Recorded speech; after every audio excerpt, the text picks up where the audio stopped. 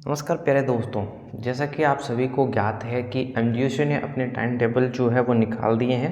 जैसे कि आपको ज्ञात है कि पीए के टाइम टेबल भी अब आ चुके हैं। अब सभी के मन में एक सवाल होगा कि इस बार का जो एग्ज़ाम पैटर्न है वो किस प्रकार का रहने वाला है, क्योंकि पिछले कुछ सालों से जो अब अवधि थी वो अवधि अब बढ़ा दी गई है। पिछले कुछ सालों से कोरोना के कारण जो पेपर हो रहे थे उनमें केवल आपको समय कम मिलता था, लेकिन अब की बार इन्होंने क्या किया है कि 3 घंटे का समय कर दिया। इसका मतलब आपको कंप्लीट पेपर हल करना पड़ेगा। कोरोना के अंदर यह था कि आपको आधा पेपर हल करना होता था, अलग अलग उसके निर्देश थे जिससे कि आप हल करते थे। ठीक है, आज के हम सबसे पहले पैटर्न की बात करेंगे, किस प्रकार का आपका पैटर्न रहने वाला है। दूसरी हम डिस्कशन करेंगे कि आप किस प्रकार से कम समय में तैयारी करें कि आपके अच्छे परसेंट बन सकें। तो चलिए वीडियो की शुरुआत करते हैं। सबसे पहले मैं उन सब्जेक्ट को लूँगा जो कि आपके प्रैक्टिकल सब्जेक्ट्स नहीं हैं, यानी कि आपके सामने दो प्रकार के सब्जेक्ट्स हैं। एक तो है प्रैक्टिकल सब्जेक्ट्स जिनके मार्क्स अलग रहते हैं, और एक है आपके पास नॉन प्रैक्टिकल सब्जेक्ट्स जिनके मार्क्स अलग रहते हैं।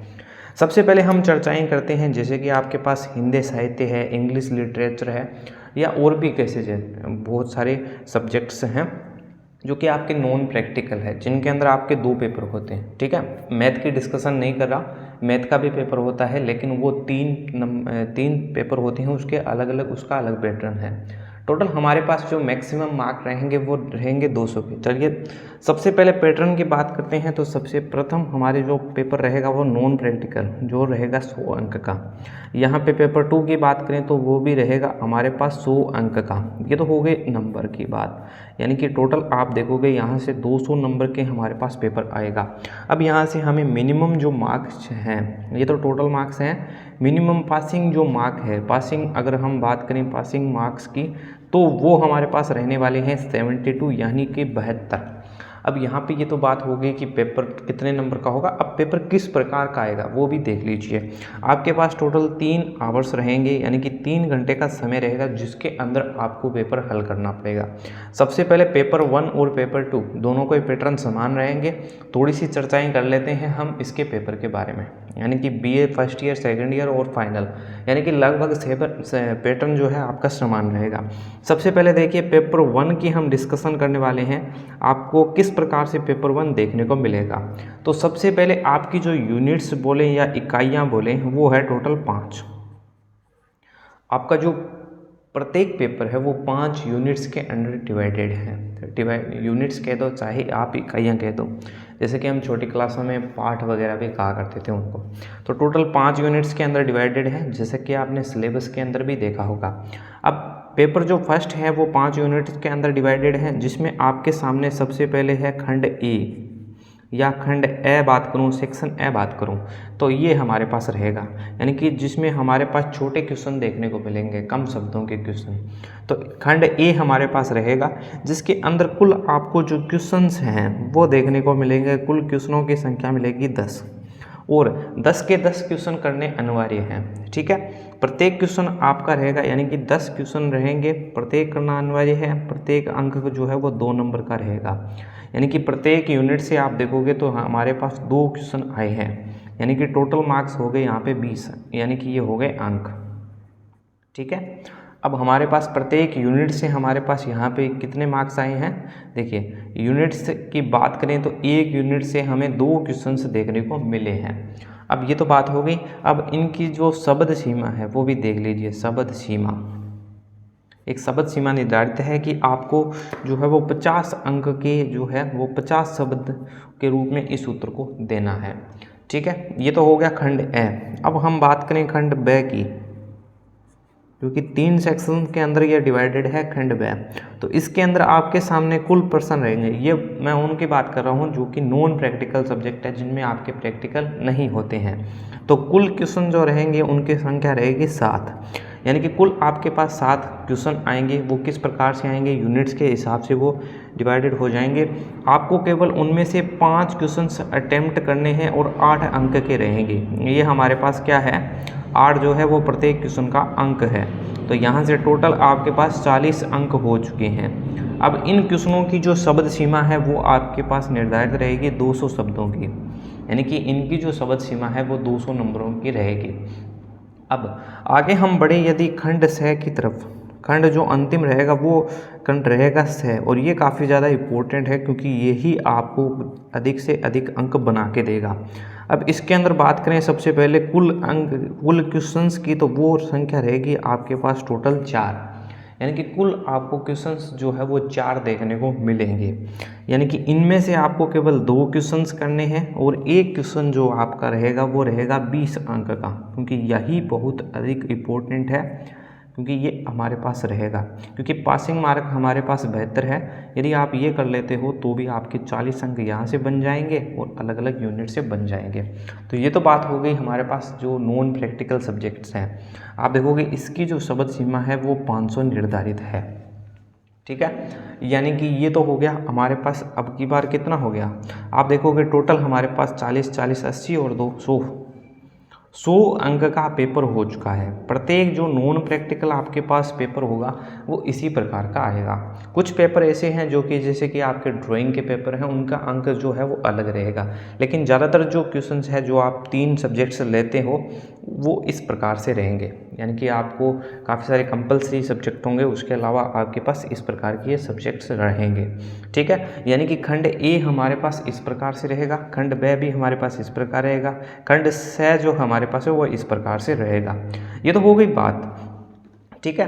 अब देखिए ये तो हो गई हमारे पास जो नॉन प्रैक्टिकल है।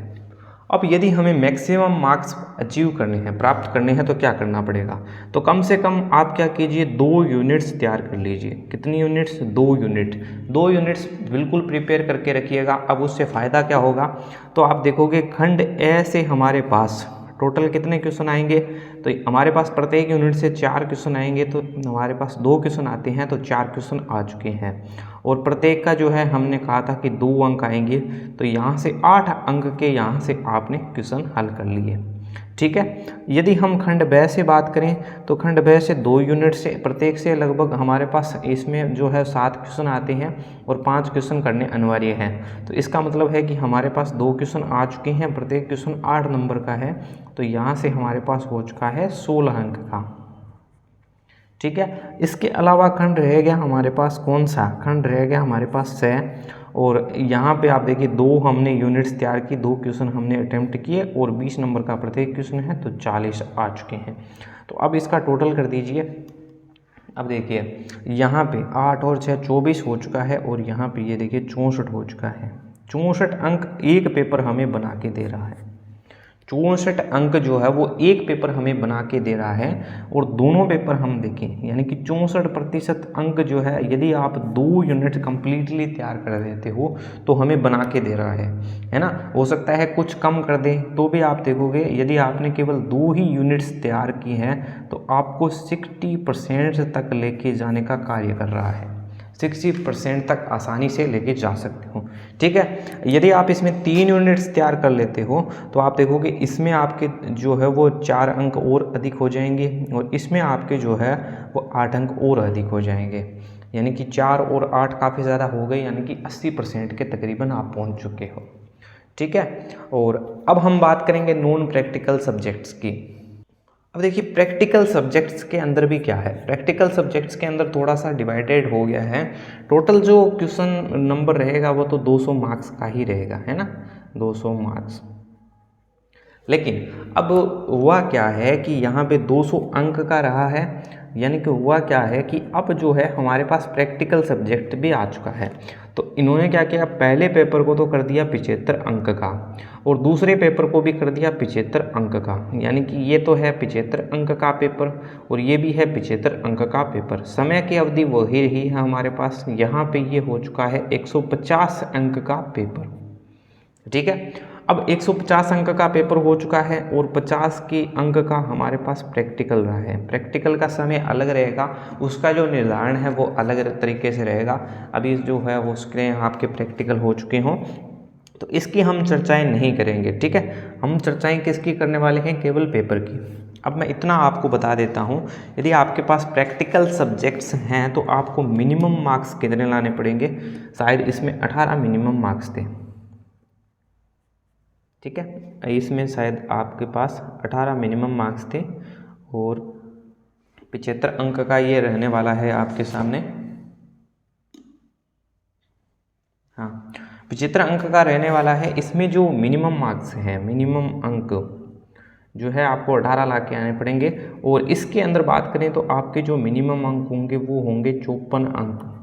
54 अंक कितने हैं? मिनिमम, यानी कि कम से कम पास होने के लिए आपको इतने अंक लाने ही पड़ेंगे। अब देखिए इसका निर्धारण किस प्रकार से होगा। फिर से ये खंड ए, ब और स के अंदर टूटेगा। खंड एक हमारे पास ए रहेगा, एक हमारे पास खंड जो है वो ब रहेगा और एक हमारे पास खंड रहेगा स। ठीक है। अब देखिए सर्वप्रथम हम क्या करेंगे, टोटल क्वेश्चन कितने आएंगे तो वो देखिए टोटल कुल अंक, सॉरी कुल क्वेश्चंस जो है वो खंड ए में हमें 10 देखने को मिलेंगे।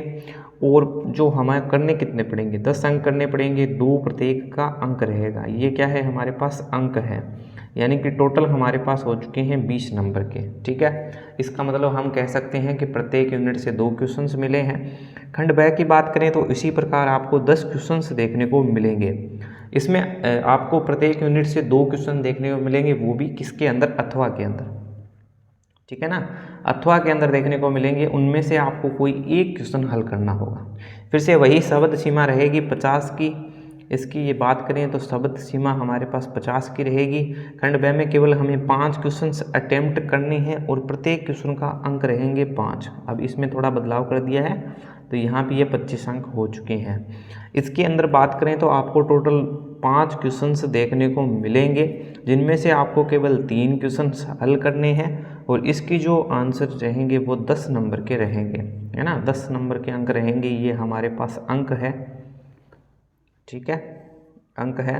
तो यहाँ से टोटल 30 नंबर हो चुके हैं। अगर आप टोटल जोड़ोगे तो यहाँ से आ गया 5, 3 2 5 2 7, यानी कि 75 नंबर के। अब शब्द सीमा की बात करें तो इसके रहेंगे 200 शब्द और इसमें रहेंगे 500 शब्द। ठीक है, इसके बाद में आपके सामने कुछ अनिवार्य सब्जेक्ट्स भी हैं।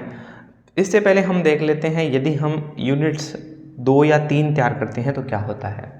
सर्वप्रथम देख लीजिए, मान लीजिए आपने प्रैक्टिकल दे दिया, उसके अंक अलग है, उसकी बात नहीं करेंगे। ये मान लीजिए आपने केवल 2 ही यूनिट्स तैयार की। एक बार मैं बता रहा हूँ, अगर 2 ही यूनिट्स अगर आपने तैयार की है तो क्या होगा, आपने 4 अंक आएंगे 2 यूनिट से। मान लीजिए आपने सभी हल कर दिए अच्छे से तो 8 अंक यहाँ से आ चुके हैं आपके, ऐसे। ठीक है, फिर हम बढ़ते हैं बैक की तरफ।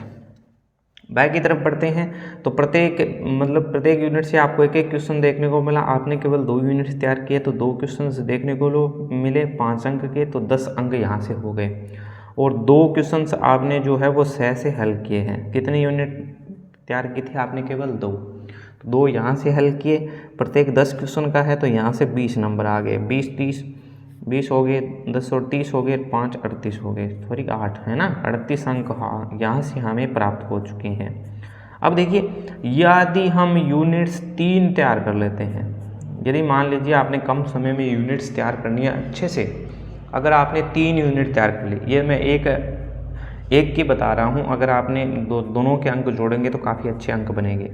तो सबसे पहले ए भाग में आपके पास 4 क्वेश्चन नहीं, अब की बार 6 क्वेश्चन हल हो जाएंगे, प्रत्येक 2 नंबर का, यानी कि 12 नंबर के। ब भाग में आप कम से कम जो है वो 3 क्वेश्चन हल करोगे, इस बार 5 नंबर के हैं तो 15 हो गए। स में आपको केवल 3 करने थे और वही है आपने कर दिए, तो यानी कि आपने यहाँ से 30 नंबर बना लिए। 2 और 5 7, 3 4 5, 57 अंक आपने एक पेपर में बना लिया। अब दोनों के अंदर देखिए 57 प्लस 57, तो यहाँ से हो गया 4 और 114 अंक आपने यहाँ से बना लिया। कितने में से? 150 में से। अब आप 150 में से यदि 114 बना रहे हो तो आप इसका प्रतिशत निकाल सकते हो। काफ़ी अच्छी अंक बनते हैं केवल यदि आप 3 यूनिट्स को तैयार कर लेते हो अच्छे से। तो ये हमारे पास कुछ बीए के लिए रहेगी, जिसमें हमने प्रैक्टिकल नॉन प्रैक्टिकल सब्जेक्ट्स देखा।